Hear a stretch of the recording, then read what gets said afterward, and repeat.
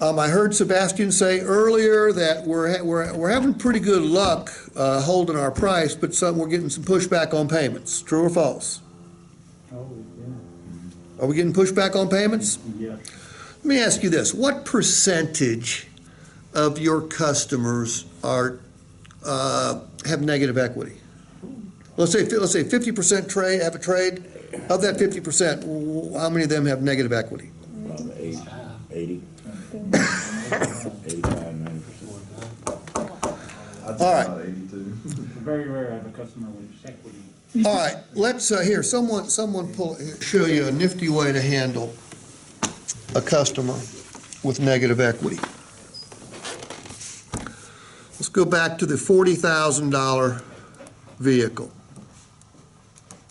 Okay. Let's say we get them to put down $8,000. That means they're financing $32,000 plus, right? Yep. Unless they've got a vehicle with $5,000 negative equity. Then what are they financing? $37,000. So, customer A comes in, buys a $40,000 vehicle, puts $8,000 down, finances $32,000. Forget the plus for a second.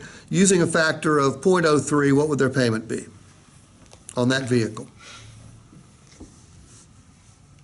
$960?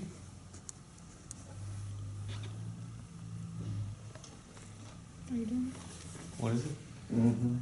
Yeah. Is it $960? $990. $990? No, 3 times. Oh, 30. Yeah, I did 33. Yeah, it's got to be $960. Okay, customer B comes in, same vehicle, $40,000, puts down $8,000, but has $5,000 in negative equity. What would the payment on that vehicle be? 100, 1100. Well, 1110. 1110? Wrong. The payment on that vehicle would be $960 as well. Yet we're taking 1110 out to them. Why are we taking 1110 out to them? Because we're financing their other car. Look, it's hard enough to get somebody closed at $960. Yeah, we're trying to now close a $960 vehicle because that's what the vehicle should cost. Now we're trying to close them at $1110. Would it make sense to break that payment out? What's it's $150, right? So $150 of that payment is for their car. Is that your fault, Nate? No, my fault.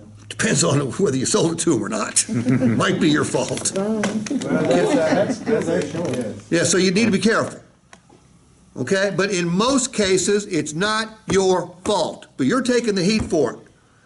You're facing the pushback. I can't pay $1110, Steve. I gotta be in the 900s. Well, Liz, you are in the 900s. As a matter of fact, your payment on this vehicle is $960. But the question is, why am I showing you $1110? Because $150 of that payment is for your old car. Now, do you want your payment to be at $960? Yes. I need you to give me an additional $5,000.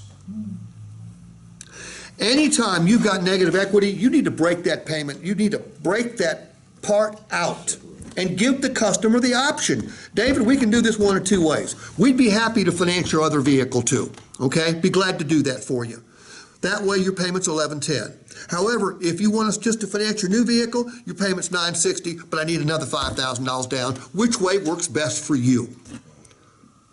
Either way you want me to. It's the alternative choice close, which is what you should always point to, because an alternative choice close means the customer's buying. It's just a matter of them choosing how they want to buy. Is this education? Yes. You know, in my videos, I get this all the time. How can the payment on a car be that high? And I was writing back, there's negative equity. You probably don't understand what that word means, those words mean, but that's the reason the payment's that high. That's what the cash down is important too, because when you do the cash down, you tell all that stuff to the customer. Look, cash down cures a lot of ills. Cash down creates more repeat business and faster repeat business because they can actually buy. I mean, I guarantee every single day you guys talk to a customer who'd love to buy a car from you, you'd love to help them buy a car, but they end up leaving because they can't buy because they're too far upside down. That was a mistake that was made years ago. Yeah. But you know, when you do the cash down like they listed it, next time the customer come back in 2 years or go up to Stearns or any other store and say, hey, you got negative equity on it, they'll remember what Liz said. Like, she told me I needed to put money down and told me what's gonna happen. All right, so does everybody understand how I just did that? Yes. I mean, again, Sebastian, you need to work with your managers to make sure that when there's negative equity involved, they should actually break it out at the desk for them. Say, look, you're taking out 1110, but the payment on this vehicle is really 960. The rest of the payment is for their old car. Here's how to present it to them. Okay?